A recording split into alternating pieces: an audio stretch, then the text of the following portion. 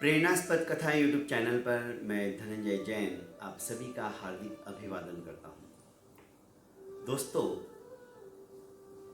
मन के अंदर पवित्रता, निर्मलता, स्वच्छता होना बहुत जरूरी है, क्योंकि मन से किया हुआ पाप काया से और वाणी से किए हुए पाप से भी भयंकर होता है। क्योंकि शास्त्रों में कहा है, मन एव मनुष्यानाम कारणम बंध मोक्षयो। मन ही मनुष्य के कर्म बंध का कारण, स्वर्ग और नरक का कारण अभिभूत होता है। महाभारत का एक प्रसंग जो शायद आपने कभी सुना नहीं होगा, आपके सामने रखने का प्रयास करता हूं। द्रौपदी नदी के किनारे प्रातःकाल प्रातः भ्रमण के लिए निकली हुई थी। अचानक उसकी दृष्टि कर्ण के ऊपर पड़ती है। कर्ण सूर्य की उपासना के लिए ध्यानस्थ बैठे हुए थे। देदीप्यमान चेहरा, आनंद के ऊपर मानो सूर्य सी कांति उनके चमक रही हो। अचानक द्रौपदी के मन में विचार आया, ये भी तो पांडुपुत्र है, अर्थात पांचों पांडवों के भाई हैं। ये भी यदि इनके ही साथ रहते तो शायद मेरे 5 के बजाय 6 पति होते। बस इतना सा विचार मन में उद्भूत हुआ और द्रौपदी सोचते सोचते आगे चली गई। पर यह विचार कितना भयंकर और कितना घातक हो सकता है, ये द्रौपदी भी नहीं जानती थी। क्योंकि उसके सतीत्व को कलंक लगाने के लिए इतना सा विचार काफी था। पर भगवान कृष्ण घट-घट के अंतर्यामी थे। वे जानते थे। वे सोचने लगे, यदि उचित समय रहते द्रौपदी ने इसका प्रायश्चित नहीं किया तो इसके सतीत्व के ऊपर कलंक लग जाएगा। कोई भी पाप हम करते हैं तो उसका प्रायश्चित होना अवश्यंभावी है। जब तक हम हृदय से प्रायश्चित पश्चाताप नहीं करते, तब तक उस पाप के कलिमल के कलंक को हम धो नहीं सकते हैं, स्वच्छ नहीं कर सकते हैं। एक दिन कृष्ण 5 पांडवों और द्रौपदी को लेकर एक उद्यान के अंदर गए। विभिन्न विभिन्न प्रकार के फलों फूलों से लदा हुआ वह उद्यान था। पुष्प अपनी खुशबू अत्र तत्र सर्वत्र व्याप्त किए जा रहे थे। इत्र सी जैसी खुशबू आ रही थी। मन मस्तिष्क एकदम तृप्त सा हो रहा था। कृष्ण ने उद्यान के अंदर प्रवेश करने से पहले ही सभी को हिदायत दे दी कि कोई भी किसी भी चीज को तोड़ेगा नहीं, फलों को भी छुएगा नहीं। ये मेरी तुम सभी को वार्निंग है। सबने कहा ठीक है। सभी चले जा रहे थे। सबसे अंत में भीम थे। भीम को तो हाफूस आम जैसी खुशबू आने लग गई, तो भीम से कहीं रहा जाने वाला था क्या? उन्होंने देखा कोई देख नहीं रहा है, फटक से एक आम तोड़ लिया।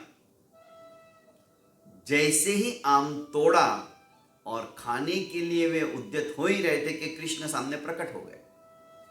क्या है? तुमसे मैंने वचन लिया था सभी से, कोई चीज को छुओगे नहीं, तोड़ोगे नहीं। तुमने तो आम तोड़ लिया। क्षमा कीजिए, गलती हो गई। क्षमा नहीं, अब तुम्हारी इस गलती का तुम्हें प्रायश्चित करना होगा। मैं जो भी आप प्रायश्चित करने का आदेश दो, तैयार हूं। इस फल को फिर से वापस जोड़ दो। भीम ने कहा, यह कैसे संभव है? क्या ऐसा भी हो सकता है? उसने कहा, हाँ हो सकता है, क्योंकि भगवान कृष्ण लीलाधर, उनकी लीलाओं का कोई पारावार नहीं है। उन्होंने कहा हो सकता है। तो भगवान कैसे? तुम संकल्प करो और मन ही मन चिंतन करो कि तुमने यदि कोई गलती नहीं की है तो यह फल पृथ्वी से ऊपर उठ जाए। पर भगवान, मैंने तो अभी अभी गलती की है। आपके कथनानुसार यदि मैं चलता तो इतनी बड़ी गलती नहीं होती। तो आप तो धर्मराज युधिष्ठिर से ही ये शुरुआत कीजिए। धर्मराज युधिष्ठिर ने कहा, ठीक है, मुझे तो याद नहीं कि मैंने अपने जीवन काल में कभी कोई त्रुटि की हो। यदि सचमुच में ऐसा है तो हे भगवान, यह फल धरती से ऊपर उठ जाए। और सभी के आश्चर्य का पारावार नहीं रहा। फल धरती से ऊपर उठ गया। ठीक इसी तरह नकुल, सहदेव, अर्जुन सभी ने इसी प्रकार की प्रार्थना की और फल धीरे धीरे ऊपर उठता चला गया। बस थोड़ा सा बाकी था। अब बारी आई द्रौपदी की। द्रौपदी आई और उसने भी हाथ जोड़कर कहा कि हे भगवान, मैंने अपने इन 5 पतियों के अलावा स्वप्न में भी किसी पराये पुरुष का चिंतन मात्र तक नहीं किया हो, तो यह फल वापस शाखा से लटक जाए। पर आश्चर्य, फल ऊपर उठने के बजाय धड़ाम से जमीन पे आके गिर पड़ा। सभी देखते रह गए, यह कैसे संभव है? द्रौपदी भी सोचने लगी, आज तक मैंने मन से, वचन से, कर्म से किसी पराये पुरुष का चिंतन भी नहीं किया है, फिर यह कैसे संभव है? कृष्ण ने हंसते हुए कहा कि द्रौपदी, चिंता मत करो, चिंतन करो, याद करो, कहीं मन से भी तुम्हारे से कोई गलती हो गई हो, मन में तुम्हारे इस प्रकार के कोई दूषित विचार आ गए हो कभी। द्रौपदी ने बहुत सोचा पर उसे याद ही नहीं आ रहा था। उसने कहा कि कृष्ण, मुझे तो कुछ भी समझ में नहीं आ रहा है, मेरी बुद्धि ही काम नहीं कर रही है। आप ही मेरा मार्गदर्शन कीजिए, आप ही कुछ याद दिलाइए कि मैंने ऐसा कौन सा कर्म कर लिया जो कि ये फल ऊपर उठने के बजाय नीचे आके गिरा। कृष्ण ने कहा कि याद करो, नदी तट पर कर्ण ध्यानस्थ होकर सूर्य देव की